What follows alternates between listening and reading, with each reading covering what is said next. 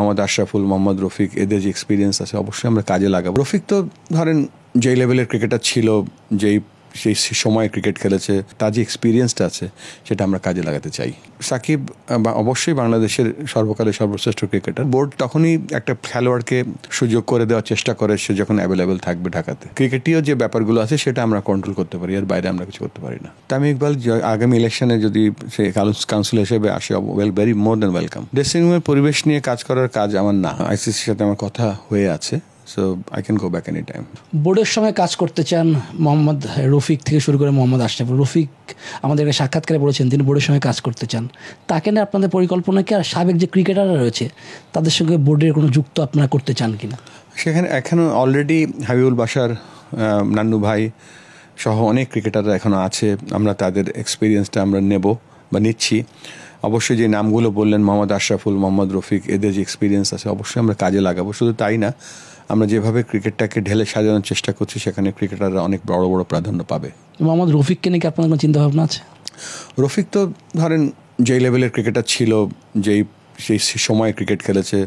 আমি ওর প্রতি বেশি কৃতজ্ঞ এই জন্য যে আইসিসি ট্রফিতে সে যে পরিমাণ অসুস্থ ছিল, যে পরিমাণ ওষুধ খেয়ে বাংলাদেশকে সার্ভ করেছিল 97-এ, সেটা কখনোই ভোলার নয়। তার পরবর্তীতে কিন্তু রফিক বাংলাদেশ ক্রিকেটে যে পারফরমেন্স করেছে, প্রথম 100 উইকেট পেয়েছে টেস্ট ক্রিকেটে, তার যে এক্সপিরিয়েন্সটা আছে সেটা আমরা কাজে লাগাতে চাই।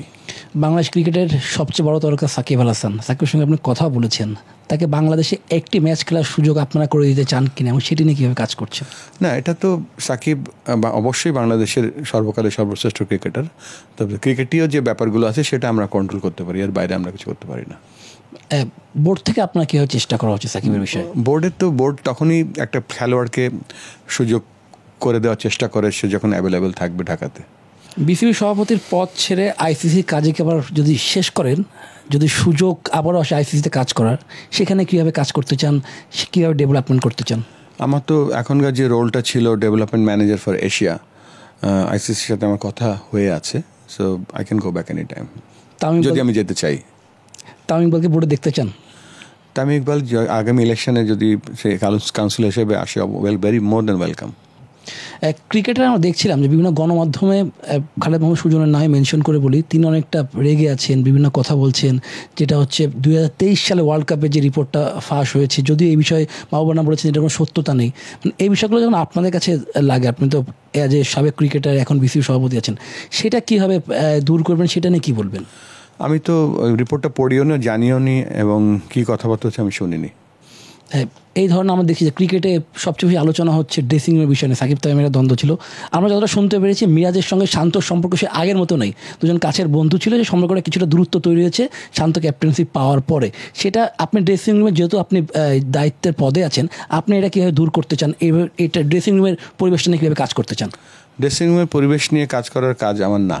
সেখানে কোচ আছে, দলের অন্য অন্য স্টাফরা আছে, সেখানে ক্রিকেট অপারেশনস ডিপার্টমেন্ট আছে, সেখানে আমার কাজ না, এবং আমি আশা করব সব ঠিকই আছে। সামনের বিপিএলটা কীভাবে দেখতে চান? কতটা ভালো? অবশ্যই গত বিপিএলে যে ভুলগুলো হয়েছে সেগুলো আমরা ওভারকাম করার চেষ্টা করব, এবং আরও ভালো কীভাবে বিপিএলকে অ্যাট্রাক্ট করা যায়। বিপিএলটা শুধুমাত্র তো খেলা না, এটা দিয়ে ধরেন নতুন প্লেয়াররা উঠে আসে, একটা ব্র্যান্ডিংয়ের ব্যাপার আছে। তো চেষ্টা করব বেস্ট বিপিএল করার চেষ্টা।